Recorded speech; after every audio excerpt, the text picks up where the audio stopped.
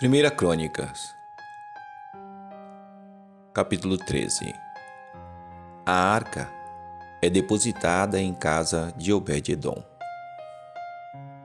E teve Davi conselho com os capitães dos milhares e dos centos e com todos os príncipes.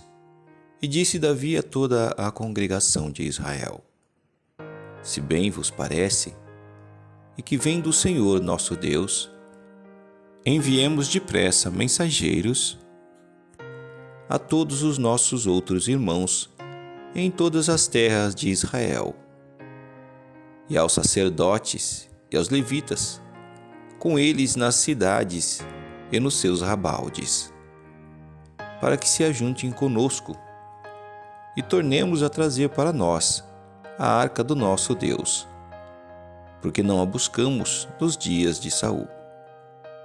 Então disse toda a congregação que assim se fizesse, porque este negócio pareceu reto aos olhos de todo o povo. Ajuntou, pois, Davi a todo Israel, desde Sior do Egito até chegar a Amate, para trazer a arca de Deus de Criate-Jearim. E então Davi, com todo o Israel, subiu a Baalá, e dali a Criate-Jearim, que está em Judá, para fazer subir dali a arca de Deus, o Senhor que habita entre os querubins, sobre a qual é invocado o seu nome. E levaram a arca de Deus sobre um carro novo da casa de Abinadab. Eusá e Aiô guiavam o carro. E Davi e todo o Israel alegravam-se perante Deus com toda a sua força, em cânticos e com harpas, e com alaúdes, e com tamboris, e com símbolos, e com trombetas. E chegando à eira de Quidom, estendeu Uzá a sua mão, para ter mão na arca, porque os bois tropeçavam. Então se acendeu a ira do Senhor contra Uzá, e o feriu, por ter estendido a sua mão à arca, e morreu ali perante Deus. E Davi se encheu de tristeza de que o Senhor houvesse aberto brecha em Uzá, pelo que chamou aquele lugar Pérez Uzá, até ao dia de hoje. E aquele dia temeu Davi ao Senhor, dizendo: Como trarei a minha arca de Deus?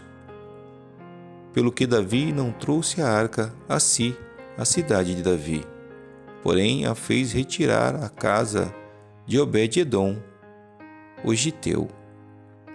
Assim ficou a arca de Deus com a família de Obed-edom 3 meses em sua casa.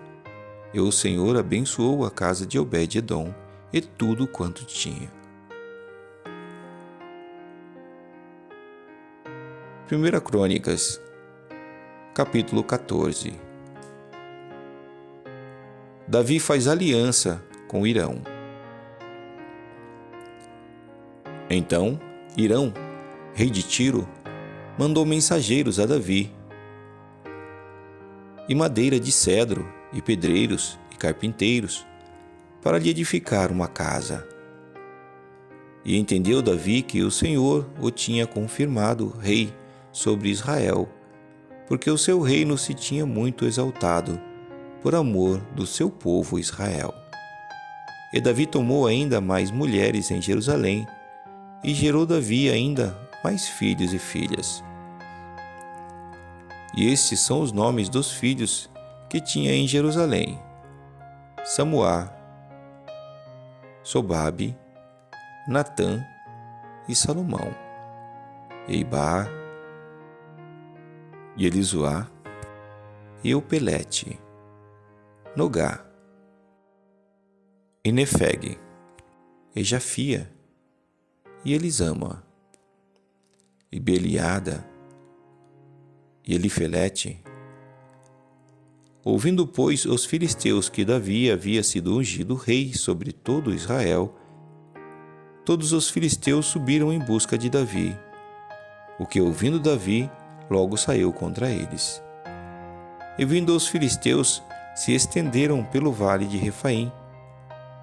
Então consultou Davi a Deus, dizendo: Subirei contra os filisteus, e nas minhas mãos os entregarás? E o Senhor lhe disse: Sobe, porque os entregarei nas tuas mãos. E subindo a Baal Perazim, Davi ali os feriu. E disse Davi: Por minha mão Deus derrotou a meus inimigos, como a rotura das águas, pelo que chamaram o nome daquele lugar Baal Perazim.